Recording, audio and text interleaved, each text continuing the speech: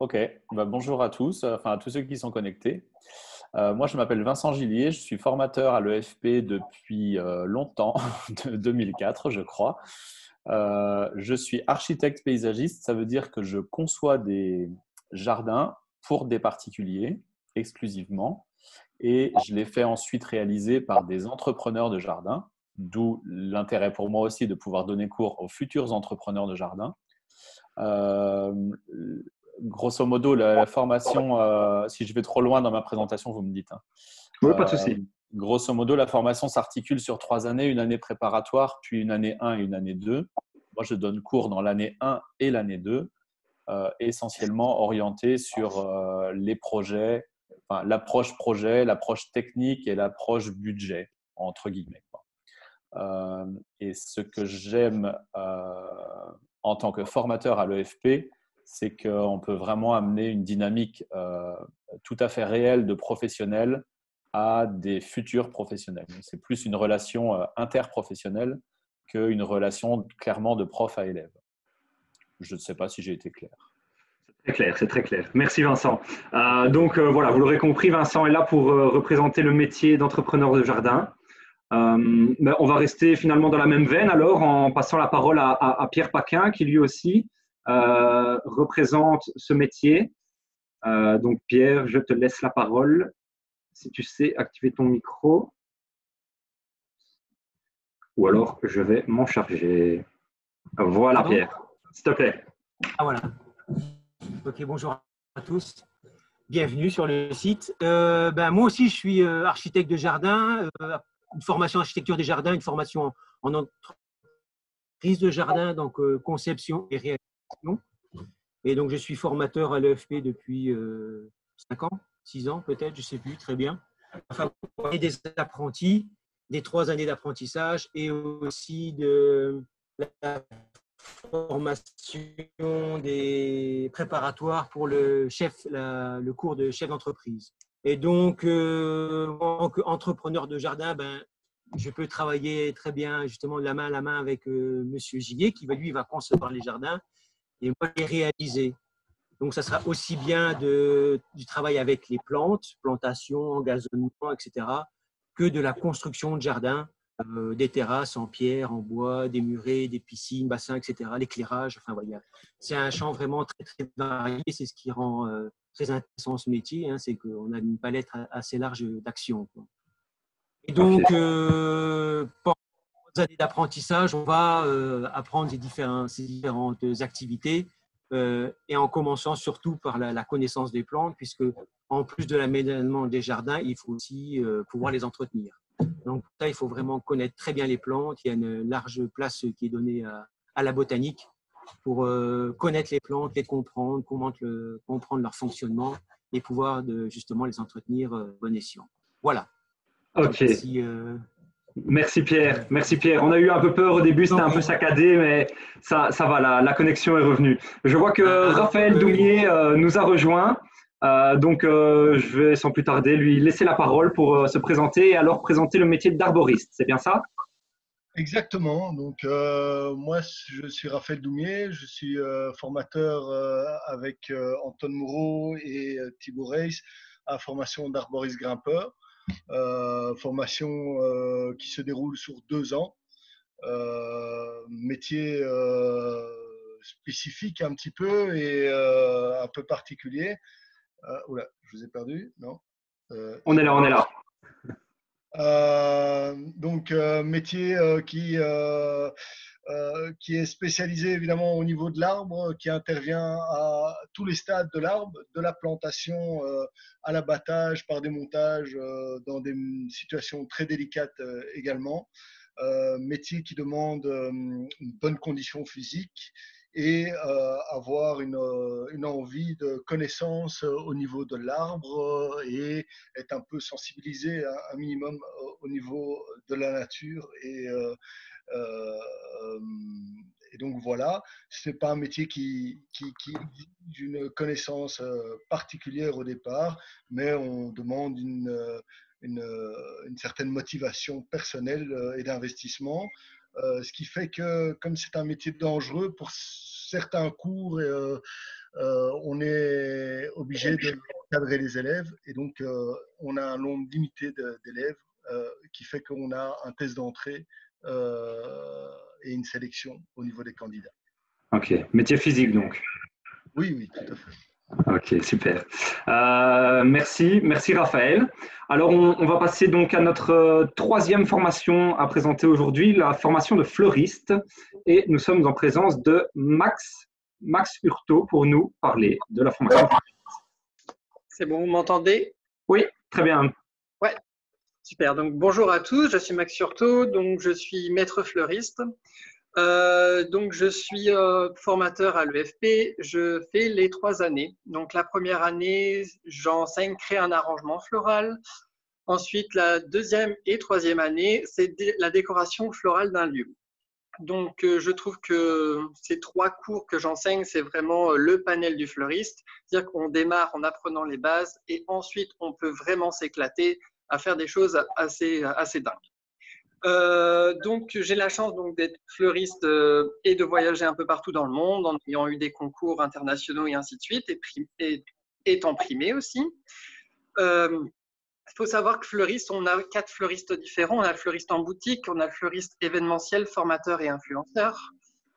Donc, c'est vraiment un métier qui est assez large et qui nous permet vraiment de s'ouvrir au maximum, que ce soit au niveau des tendances, que ce soit écologique, les tendances au niveau de la mode, au niveau artistique. Vraiment, fleuriste, c'est un métier complet. Et j'ai entendu dire que arboriste, c'est un métier assez physique. Il ne faut pas croire que fleuriste, c'est un métier où on reste assis. On porte des seaux d'eau, on court un peu partout. Donc, fleuriste, c'est un vrai métier où il faut quand même avoir une bonne condition physique aussi. Voilà.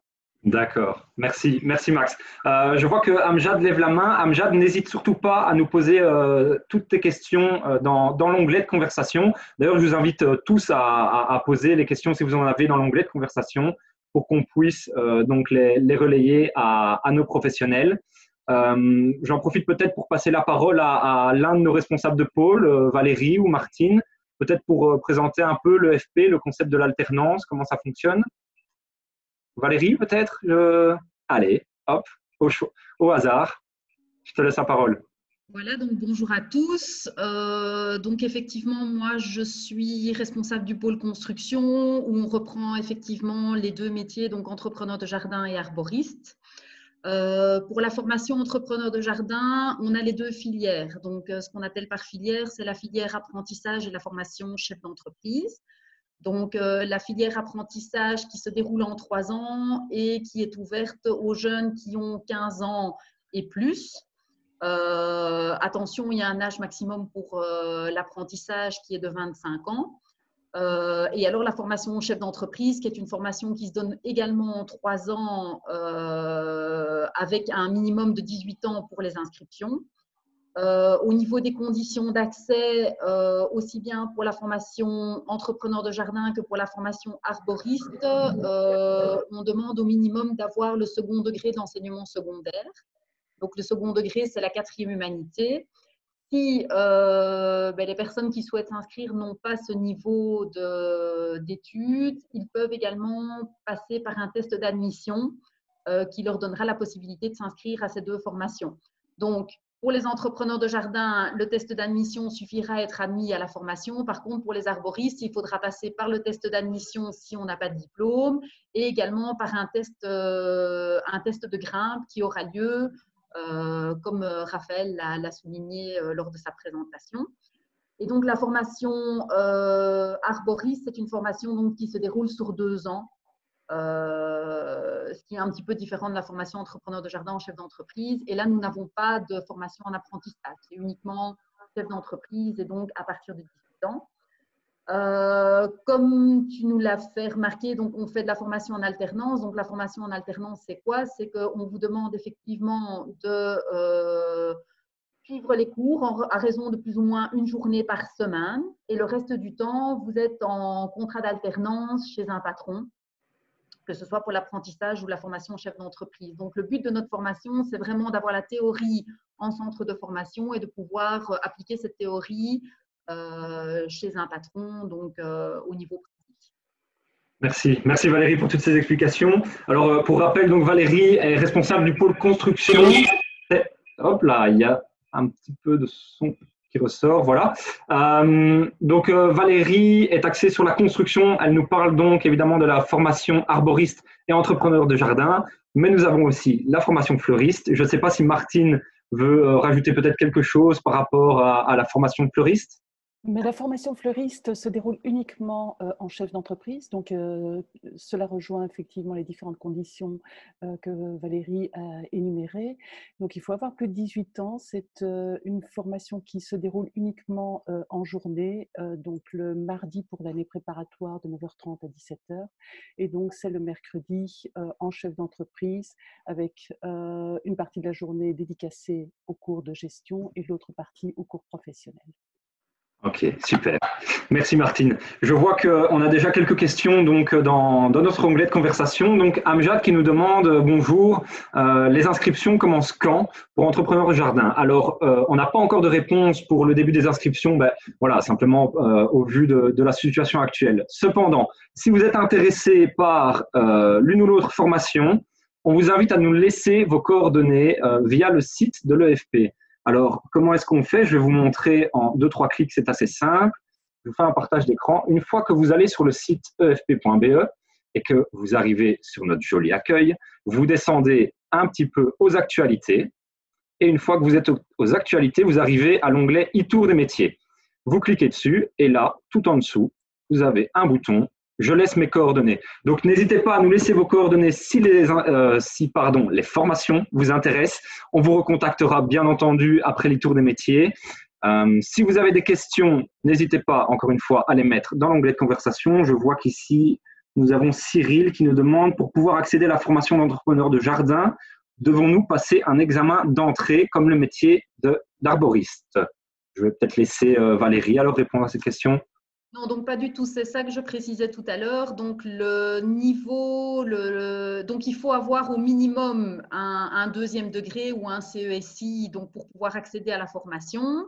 Si vous n'avez pas de diplôme, vous pouvez passer un test d'admission qui est un test qui n'a absolument rien à voir avec la formation fleuriste ou arboriste ou entrepreneur de jardin. C'est un test général.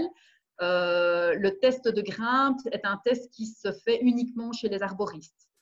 Donc, en entrepreneur de jardin, si vous n'avez pas de diplôme, test d'entrée. Si test d'entrée réussi, accès à la formation directement. Ok, voilà. C'est clair. Ça semblait quand même assez clair. Je vois que nous avons Claire qui nous pose une question. Alors, Claire, elle pose une question plus par rapport aux stages, concernant les stages pour la formation de fleuriste.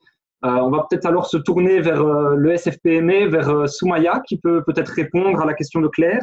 Oui, tout à fait. Donc, de manière générale, pour toutes les formations, le stage est parfois obligatoire et parfois pas, mais de toute façon, il est vivement recommandé. Il faut savoir que le stage donc, se donne à raison de 38 heures semaine, heures de cours comprises. Donc, c'est-à-dire que quand on a un jour de cours, eh bien, les 4 jours restants se donnent sur le lieu de stage. Donc, ce qu'il faut savoir, c'est qu'après s'être inscrit auprès de l'EFP, auprès du centre, il faut impérativement prendre contact avec le délégat tutelle en charge du métier. Donc, vous trouverez toutes les coordonnées sur le site internet. Donc, bien prendre contact avec le délégat tutelle, soit par mail pour l'instant, soit par téléphone, pour qu'on puisse alors faire tout le suivi nécessaire pour l'entrée en stage. Donc, voilà. Il y a aussi des coordonnées de patrons avec lesquels on travaille.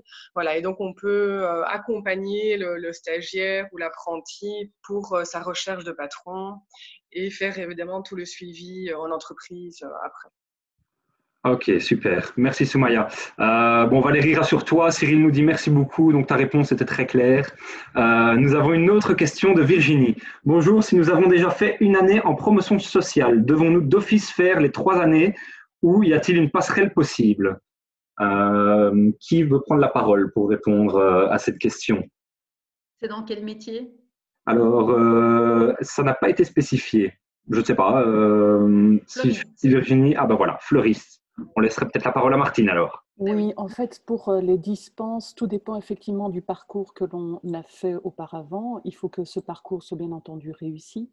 Donc là, c'est à voir en remplissant un dossier supplémentaire de demande de dispense pour voir effectivement si tous les cours qui sont au programme sont bien couverts par la formation faite précédemment. Ok, parfait. Alors, je vous rappelle, n'hésitez pas à poser vos questions. Donc, nos professionnels sont là pour répondre à toutes vos questions. Donc, si vous avez des questions axées sur le métier ou autre, vraiment, c'est le moment. Ils sont là vraiment. Ils ont pris le temps de venir pour vous écouter et pour répondre à toutes vos demandes. Donc, n'ayez pas peur. Cependant, si vous avez besoin d'informations après, parce que peut-être que les questions viendront après le workshop, c'est toujours dommage, mais c'est pas grave. Vous pouvez toujours nous les envoyer par mail info@efp.be. Alors ça, c'est pour toutes les questions plus axées sur le métier. Cependant, si vous avez des questions plus axées sur l'inscription, vous pouvez contacter le 0800 85 210, qui est un numéro gratuit. Et alors, notre info accueil se fera un plaisir de vous répondre pour vous donner les différentes informations. Alors, Et je peux juste te donner une petite précision je t'en prie, Martine. complémentaire parce que je vois plusieurs questions concernant les demandes de dispense. N'hésitez pas à aller sur notre site internet pour consulter les fiches métiers. Sur ces fiches métiers, vous allez voir justement les matières qui sont indiquées avec le nombre d'heures qui sont données par année préparatoire au chef d'entreprise et donc de regarder par rapport au cursus que vous avez suivi précédemment si celui-ci couvre bien au niveau des différents cours. Comme ça vous permettra de préparer votre dossier de dispense bien à l'avance. Super, merci Martine. Est-ce que parmi nos professionnels, vous avez peut-être quelque chose à dire par rapport à votre métier, à ajouter voilà, des informations ou autre? Non? Personne? Moi, j'attends les questions. Mais les gens ont l'air satisfaits. Maintenant, vous pouvez toujours nous parler peut-être un peu plus en profondeur de votre métier, de votre quotidien. Qu'est-ce qu'une journée type pour un fleuriste, par exemple, Max, pardon. Une journée type, on va dire une semaine type, parce que on peut pas tout faire en une journée. On va chercher ses fleurs à la criée ou chez les fournisseurs, on les prépare, on met tout à l'eau, il faut entretenir le magasin. Ensuite, préparer pour la vente au magasin, en vente directe, ce qu'on espère bientôt. Donc, c'est-à-dire bouquet, montage et ainsi de suite pour différents moments de l'année et diverses occasions comme les anniversaires, les mariages. On a aussi le deuil, hein, c'est quelque chose à ne pas négliger malheureusement. Les fêtes des mères qui arrivent, donc n'oubliez pas dimanche de commander chez votre fleuriste votre bouquet. En même temps, j'en profite. Vous avez aussi les fêtes de fin d'année, là, tout ça. Donc, tout ça, vraiment, c'est des choses à prendre en compte. On sait très bien que le début de semaine est beaucoup plus calme pour justement préparer le week-end qui, en général, est le moment fort de la semaine. Souvent, il faut être contraint à travailler le dimanche. C'est quelque chose à pas négliger, Travailler le dimanche et jour férié. Donc, il faut savoir faire des compromis un peu sur sa vie privée. Parce que souvent, on l'oublie un peu, mais c'est au moment venu en stage qu'on réalise que on a ces contraintes-là. Donc, je préfère les dire maintenant que ça soit trop tard. Et ce qui est très important aussi, c'est la botanique. Donc, le fleuriste va apprendre la botanique, le nom des fleurs, l'entretien des plantes, ce qui permet aussi de fidéliser sa clientèle dans le magasin, au final. Parce que ça, c'est du service clientèle et c'est à pas négliger pour que le client revienne consommer dans le magasin et faire tenir l'entreprise par la suite. Voilà. Super. Merci Max. Je me tourne peut-être vers Raphaël. Raphaël qui nous disait tantôt que voilà, c'était un métier assez physique, qu'il ne fallait pas avoir peur, mais rassurez-nous, il n'y a pas que des gros bras, il ne faut pas avoir que des gros bras pour être arboriste ici. Non, il faut pas uniquement, ce n'est pas un métier uniquement physique. D'ailleurs, avec le temps, on a un peu modifié l'appellation du métier. Au départ, on parlait d'élagueur et aujourd'hui, on parle d'arboriste grimpeur. Donc, c'est une combinaison de deux métiers, d'arboriste, de connaître l'arbre, toute sa biologie, son fonctionnement, ses maladies, comment on peut l'aider à traverser le temps et lui faire vivre les contraintes qu'on lui impose. Et puis, il y a tout le métier de grimpe. Et bon, et là, pour grimper, il faut un petit peu de physique, inévitablement, bien que les techniques qu'on développe permettent de faciliter énormément la grimpe aujourd'hui. Oui, il faut un petit peu de physique. Et tout ce côté grimpe, c'est le côté pratique de la chose. Mais il y a une partie théorie. Ce n'est pas que pratique. Mais je pense que ça va dans l'ensemble des 3 métiers qui sont présentés ici, que ce soit jardinier ou fleuriste. Il y a de la théorie à avoir, inévitablement. Très certainement, très certainement. Merci Raphaël. Alors, moi, je peux juste rebondir par rapport au fait des gros bras. Il faut quand même savoir que l'année dernière, on avait quand même 3 femmes qui étaient inscrites dans la formation arboriste. Donc, ce n'est pas un métier que pour les gros muscles. Merci Valérie, tu fais bien de le préciser. Alors, on a quelques questions qui sont tombées. Je vois notamment, je remonte. Claire qui dit je travaillerai pendant la formation. Puis-je faire donc l'école et mes stages à mi-temps pour fleuriste? Je ne sais pas si j'ai été clair dans la question. J'interviens?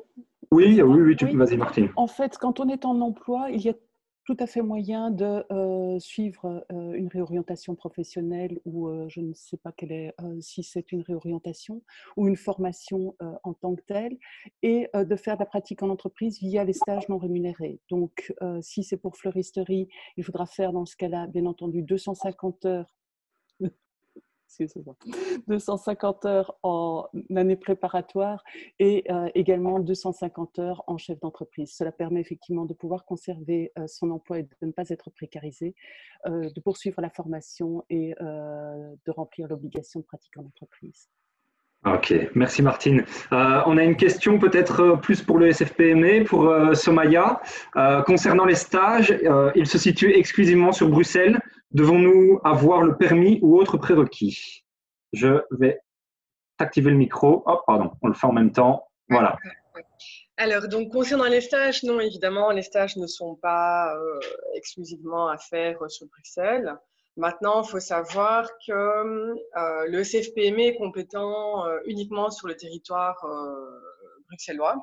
Donc, c'est-à-dire que si un stagiaire décide de faire un stage chez un patron qui est situé en Wallonie, par exemple, eh bien, tout le suivi stage se fera avec un délégué à tutelle de l'IFAPME. Et donc, dans ce cas-là, j'invite le stagiaire à prendre contact avec un délégué à tutelle de l'IFAPME et pas avec un délégué à tutelle du SFPME qui est compétent pour Bruxelles. Mais c'est tout à fait possible, hein, bien sûr. On peut très bien suivre ses cours à l'UFP et avoir un patron en dehors de Bruxelles. D'accord. Très bien, merci.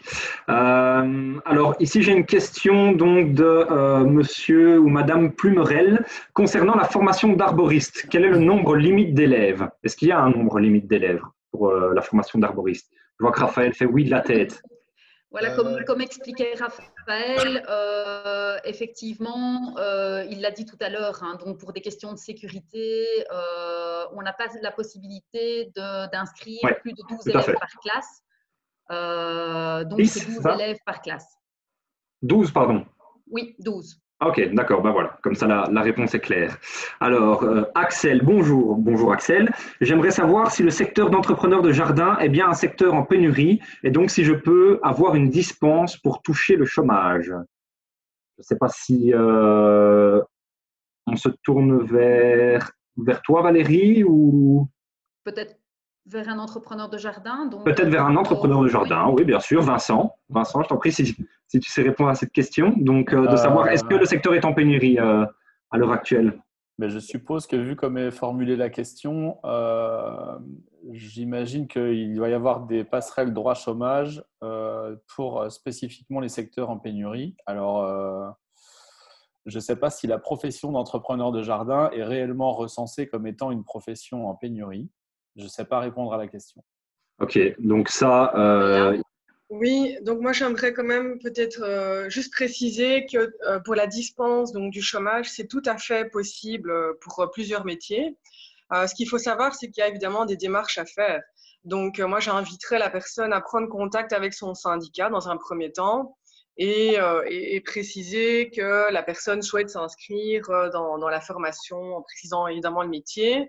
Bien dire que c'est une formation en alternance.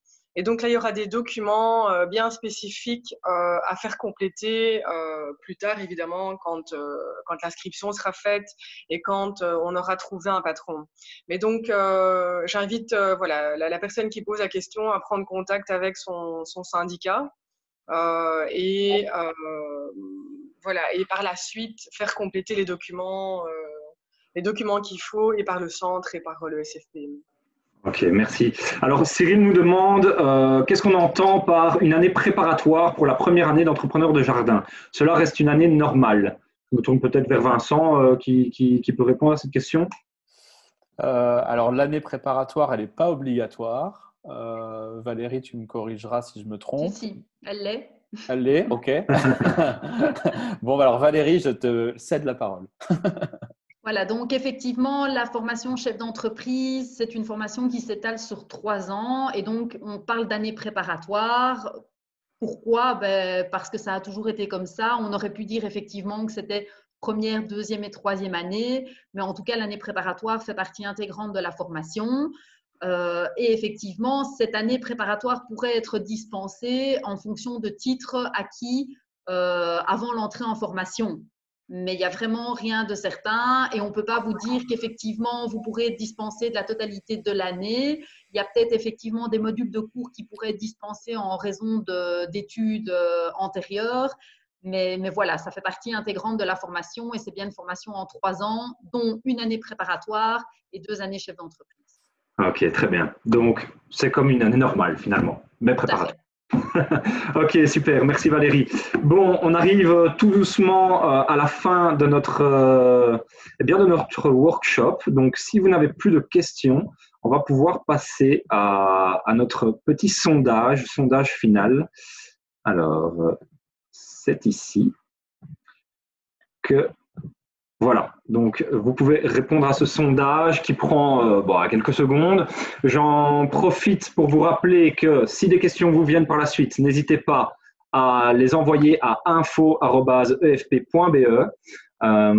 ou si ce sont des questions peut-être plus administratives, vous pouvez contacter le 0800 85 210 qui est un numéro gratuit. Ou alors nous laisser vos coordonnées. Donc j'ai montré tantôt comment laisser les coordonnées, c'est sur notre site efp.be dans l'onglet e-tour des métiers. Voilà, n'hésitez pas à nous suivre sur les réseaux sociaux aussi. C'est aussi un canal qu'on utilise beaucoup et auquel vous pourrez poser vos questions qui seront ensuite relayées à qui de droit. Voilà, donc le sondage est terminé, je pense. Merci à toutes et à tous, en tout cas, d'avoir participé à ce workshop des métiers verts. Merci à nos formateurs et professionnels de nous avoir consacré du temps pour répondre aux questions de nos internautes.